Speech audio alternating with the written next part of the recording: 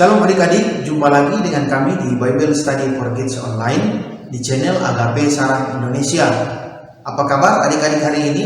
Saya berharap kita semua dalam keadaan sehat dan dalam lindungan Tuhan Yesus Kristus. Nah, hari ini adik-adik, kita akan melanjutkan cerita firman Tuhan yang terdapat di dalam Injil Matius pasal yang ketiga, ayat yang pertama sampai ayatnya yang ke-17, yang bercerita tentang Yohanes Pembaptis dan Yesus Kristus dibaptis oleh Yohanes adik-adik. Pada waktu itu, tampillah Yohanes Pembaptis di padang gurun Yudea. Dia memberitakan bahwa bertobatlah sebab kerajaan surga sudah dekat.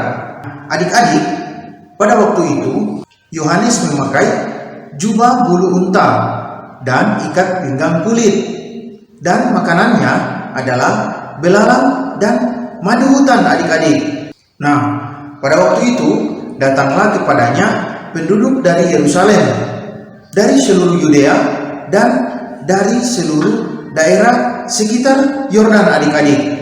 Lalu sambil mereka mengaku dosanya, mereka dibaptis oleh Yohanes di sungai Yordan. Tetapi pada waktu itu adik-adik, ia melihat banyak orang Farisi dan orang Saduki datang untuk dibaptis. Berkatalah ia kepada mereka, "Hai kamu keturunan ular beludak, siapakah yang mengatakan kepada kamu bahwa kamu dapat melarikan diri dari murka yang akan datang?" Nah adik-adik, orang-orang Farisi dan orang-orang Saduki ini adalah orang-orang yang tidak percaya kepada Yesus. Yohanes berkata kepada mereka untuk supaya bertobat dan memberi diri untuk dibaptis adik-adik. Dan Yohanes Pembaptis juga adik-adik mengajarkan kepada mereka bahwa ada seorang yang akan datang yang lebih berkuasa daripada Yohanes, yaitu Yesus Kristus.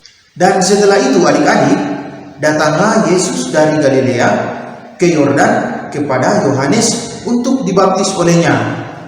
Tetapi Yohanes mencegah dia, katanya Yohaneslah yang perlu dibaptis oleh Yesus adik-adik. Lalu Yesus menjawab, katanya kepadanya, "Biarlah hal itu terjadi, karena demikianlah sepatutnya kita menggenapkan seluruh kehendak Allah." Dan Yohanes pun menuruti Yesus adik-adik. Dan sesudah Yesus dibaptis, dia keluar dari air, dan pada waktu itu juga adik-adik, langit terbuka dan ia melihat Roh Allah seperti burung merpati turun ke atas Yesus adik-adik.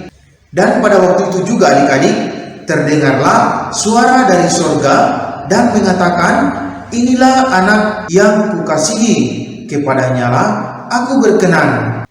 Nah adik-adik, kenapa Yesus harus dibaptis?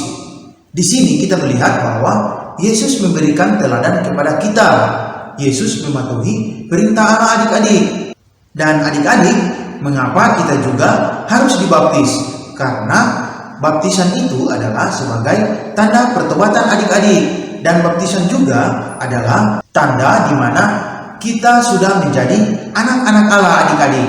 Oke adik-adik, sampai di sini cerita firman Tuhan. Jangan lupa tonton video-video selanjutnya di channel Agape Sarang Indonesia.